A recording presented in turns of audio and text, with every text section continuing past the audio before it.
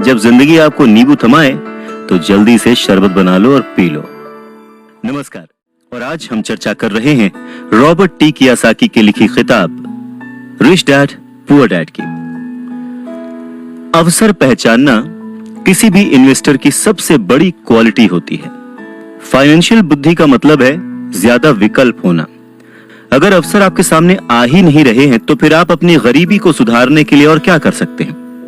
अगर कोई अवसर आपकी झोली में आकर गिर जाए पर आपके पास पैसा ही नहीं है और आप उसमें इन्वेस्ट ही नहीं कर सकते, ऊपर से बैंक वाले आपको उधार नहीं दे रहे, आप पैसे का कहीं से इंतजाम नहीं कर पा रहे, तो फिर उस मौके का आप फायदा कैसे उठा सकते हैं। मान लीजिए अगर आपका अनुमान जो है वो गलत हो जाए और अगर आप जिसकी उम्मीद करते हैं वो नहीं हो, तो फिर आप क्या करेंगे। कैसे एक छोटी सी चीज को लाखों में बेचेंगे। अगर ये करना आपको आता है तो इसे ही कहते हैं फाइनेंशियल बुद्धि यानी फाइनेंशियल इंटेलिजेंस। ज्यादा मतलब नहीं इस बात से। एग्जाम्पल लेते हैं कि एक नींबू है और उसको लाखों में बेचना है, तो लाखों में बदलने के लिए कितनी अलग अलग तरह से आप उसको यूज कर सकते हैं। इसका मतलब है कि आप अपनी पैसे की समस्याओं को सुलझाने में कितने क्रिएटिव हैं। ज्यादातर लोग केवल एक समाधान जानते हैं, नींबू निचोड़ो और शरबत बना के पी लो, यानी कि कड़ी मेहनत करो, बचत करो और उधार लो। तो आपको अपनी फाइनेंशियल बुद्धि क्यों बढ़ानी चाहिए। रॉबर्ट टी कियोसाकी कहते हैं क्योंकि आप उस तरह के इंसान होना चाहते हैं जो अपनी किस्मत खुद लिखता हो। आप जो हो रहा है उसे होने देते हैं और उसे बेहतर में बदलने की ताकत रखते हैं। ऐसे बहुत कम लोग ये बात समझ पाते हैं कि किस्मत भी हम ही लिखते हैं। जिस तरह की पैसा बनाया जाता है, अगर आप ज्यादा किस्मत वाले होना चाहते हैं और ज्यादा पैसा बनाना चाहते हैं तो बहुत कड़ी मेहनत करने के अलावा आपको अपनी फाइनेंशियल बुद्धि को भी तैयार करना होगा, सीखना होगा। अगर आप इस तरह के आदमी हैं जो सही चीज होने का इंतजार करता है तो शायद आपको बहुत लंबे समय तक इंतजार करना पड़ सकता है। ये तो बस उसी तरह की बात हो गई कि आप गैरेज से गाड़ी निकालने के पहले ये डिसाइड करना चाहते हैं कि भाई अगले 5 मील तक सभी स्ट्रीट लाइट्स ठीक रहेंगी, बर्फ नहीं गिरेगी, एक्सीडेंट नहीं होगा, वगैरह वगैरह। ये चीजें आपके कंट्रोल में नहीं है। आपके कंट्रोल में है सिर्फ गाड़ी चलाना। ठीक उसी तरह से आपके कंट्रोल में है अपने प्लान्स बनाना, अपनी समझ और सूझबूझ का इस्तेमाल करते हुए। जिस काम से आप एक महान इंसान बन सकते हैं, एक अमीर इंसान बन सकते हैं, क्या वो काम आप चंद पैसों के लिए करेंगे? नहीं ना। सीखने के लिए काम करें, पैसों के लिए नहीं। नमस्कार, रिच डैड पुअर डैड की जिसे लिखा है रॉबर्ट टी कियोसाकी ने।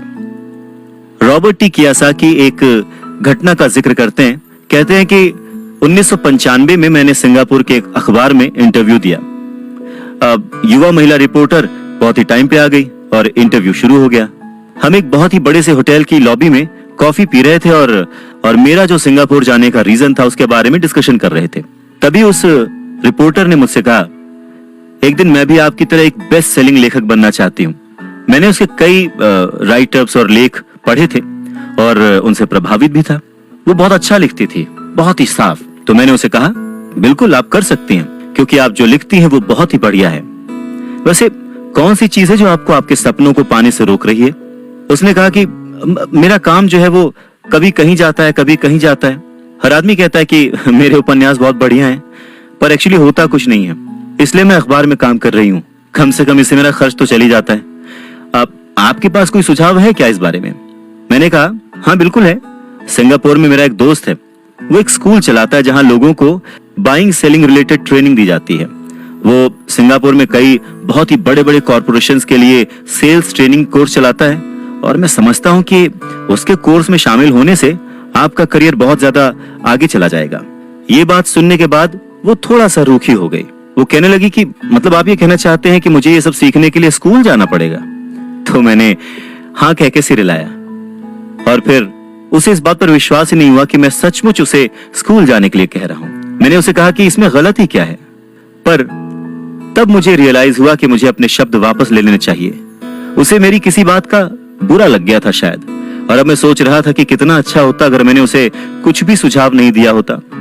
उसकी मदद करने की कोशिश में मैंने वो सुझाव दिया था और अब मुझे खुद ही बुरा लग रहा था। उसने कहा कि मेरे पास इंग्लिश लिटरेचर में मास्टर्स डिग्री है, मैं सेल्समैन बनना सीखने के लिए स्कूल क्यों जाऊं? मैं एक प्रोफेशन में प्रशिक्षित होने के लिए स्कूल गई थी ताकि मुझे सेल्समैन ना बनना पड़े।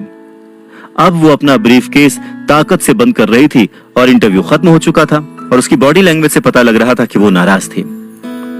वहीं कॉफी टेबल पर मेरी एक बेस्ट सेलिंग बुक रखी हुई थी। मैंने उसे उठाया और उस लेडी के द्वारा लिखे गए नोट्स को भी अपने दूसरे हाथ में रखा।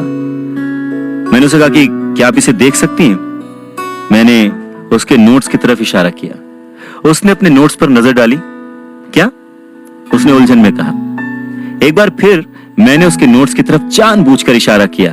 एक बार फिर मैंने उसके नोट्स की तरफ जानबूझकर इशारा किया, जिस पर उसने लिखा था रॉबर्ट कियोसाकी, बेस्ट सेलिंग लेखक। यहां पर बेस्ट सेलिंग राइटर लिखा हुआ है, ना कि बेस्ट राइटिंग राइटर। तब उसे मेरी बात समझ में आई। लहरों से डर करके नौका पार नहीं होती, कोशिश करने वालों की हार नहीं होती। नमस्कार, चर्चा है रिच डैड पुअर डैड पर। रॉबर्ट टी कियोसाकी कहते हैं कि जब आप रिच बनने की सोचते हैं, रिच बनने की ठानते हैं, अमीर बनने की कोशिश करते हैं, तो बहुत सारी बाधाओं को पार करना पड़ता है।